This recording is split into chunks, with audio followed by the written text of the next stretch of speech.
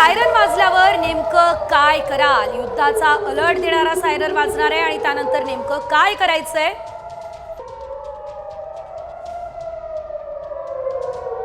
युद्धाचा alert देणारा हा siren असणार आहे. सर्वात आधी घरातले सर्व लाईट्स तुम्ही बंद करायचे. लाईट सुरू राहिले तर शत्रूच्या विमानांच्या ते नजरेस पडतं, त्यामुळे लाईट बंद करा. लाईट बंद केल्यावर घरातून बाहेर पडत सुरक्षित ठिकाणी जमा. इलेक्ट्रॉनिक डिव्हाइसेस तातडीने बंद करा. सायरन वाजल्यानंतर नेमकं काय करायचं ते आपण बघतोय.